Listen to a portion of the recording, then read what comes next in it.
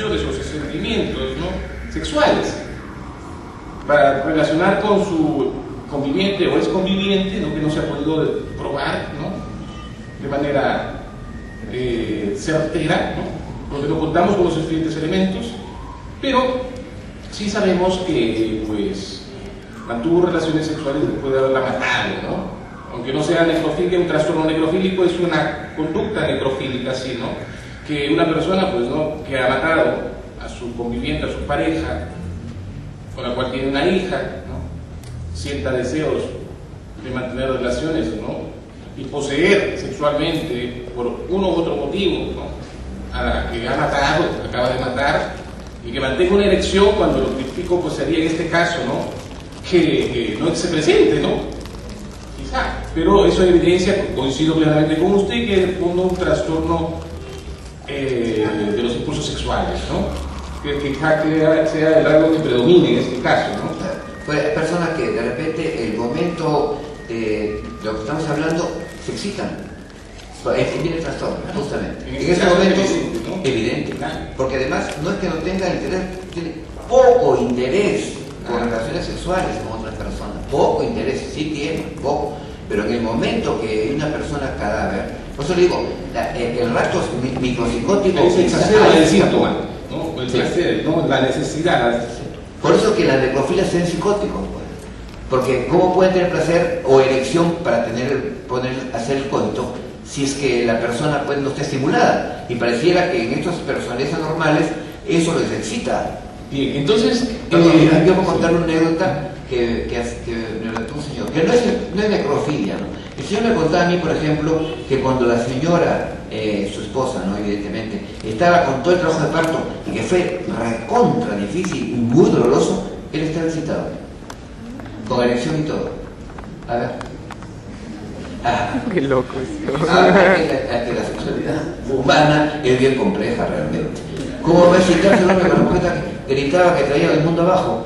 Y sin embargo, él estaba excitado. Él mismo me lo contó. Claro. Hay un tema ahí,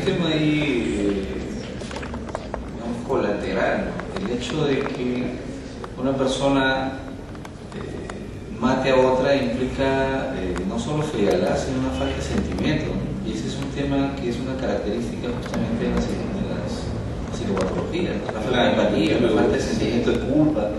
Simplemente lo hace y es una persona fría, a tal punto que la pericia psiquiátrica, como dice el doctor, dice que primero prefiere no saber qué es lo que pasó cuando mató a su esposa. O sea, perdió la conciencia total de lo que ocurrió en ese momento, justamente por el estrés fuerte y violento que recibe al recibir el dicho de la conviviente, en el sentido de que su mejor amigo era mejor en la cama que él.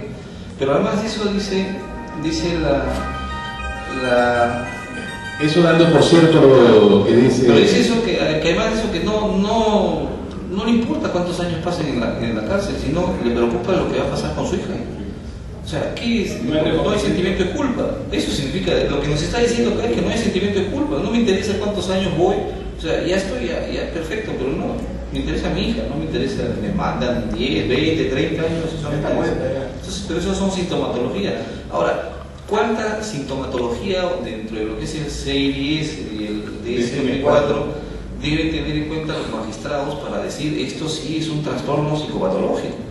Debemos tener 1, 2, 3 síntomas para decir, señor, no aplicamos la pena privativa de libertad sino la medida de seguridad. Esta persona no está consciente, o sea, no tiene, digamos, la capacidad como para ser juzgado y sentenciado a pena privativa de libertad. ¿O hasta qué punto lo está? ¿O hasta qué punto lo está? El problema es que jurídicamente no hemos determinado eso. No tenemos criterios uniformes en ninguna jurisprudencia, ni de la Suprema, ni de las salas penales de acá, en el sentido de cuántos síntomas deben ser concurrentes en la persona para decir, señor, este no merece una pena privativa de libertad, sino merece una medida de seguridad. Eso tenemos que trabajarlo obviamente en tanto y en cuanto avancemos en el tema de la jurisprudencia. Y qué mejor oportunidad con este código. ¿Por qué? Porque en este código sí tenemos las posibilidades más directas de interrogación al perito, tenemos las posibilidades incluso de contrastar otras ideas de otros peritos de parte. Incluso este proceso se lleva a cabo digamos, en la vigencia del Código de Procedimientos Penales. Y el Código de Procedimientos Penales, como sabemos, era demasiado formalista y demasiado poco incisivo probablemente, incluso en el interrogatorio, porque yo recuerdo de que para poder interrogar a los peritos o testigos teníamos que dirigirnos a la presidencia o al director de debates, hasta que eso se modificó y luego empezamos a interrogar directamente.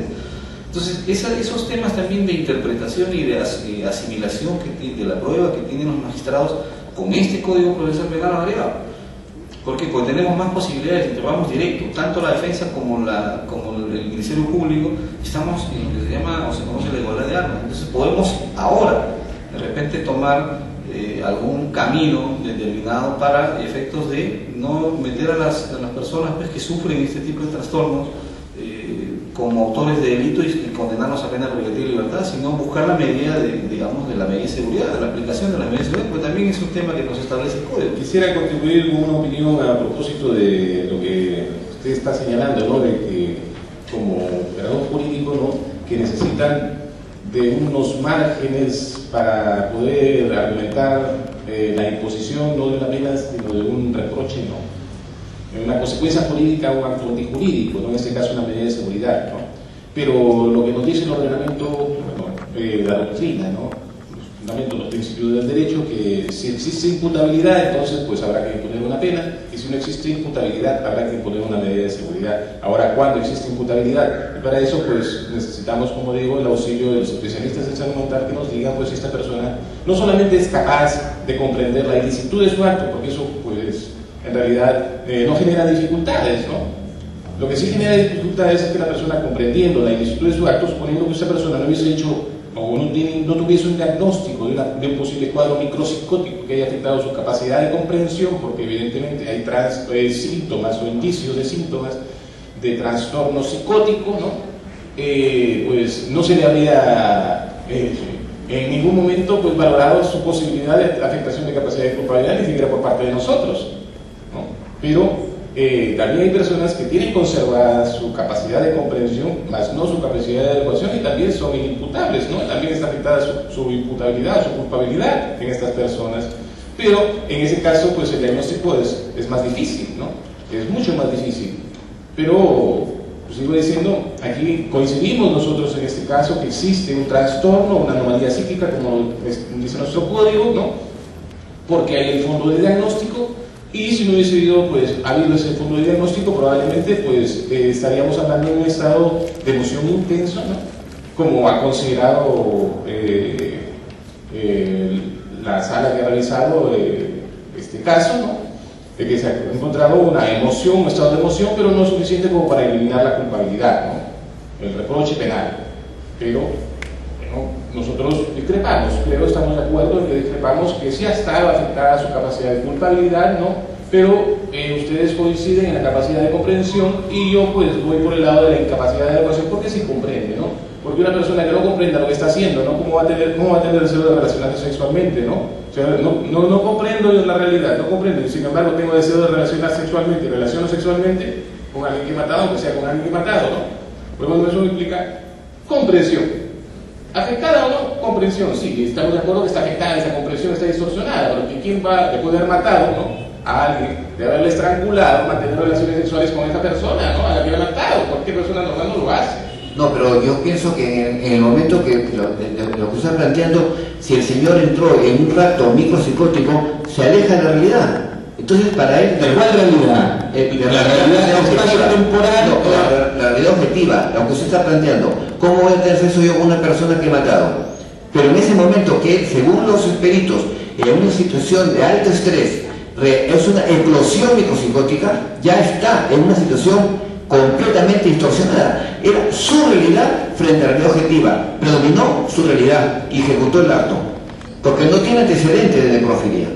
Es un acto necrofílico, que posiblemente eso fue lo que determinó la comisión del acto mismo. Porque su realidad se impuso a la realidad objetiva. El doctor acaba de decir, ¿cómo va a tener yo sexo con una persona que le he matado? ¿No? ¿Cómo me puede excitar? Pero para él, en su realidad, estaba viva. Para mí comprender, porque, bueno, tengo una formación también psicodinámica, ¿no? Básica, psicoanalítica. Por eso que esto hay que, digamos, estudiarlo detenidamente, porque Psicosis es una fuga de la realidad objetiva.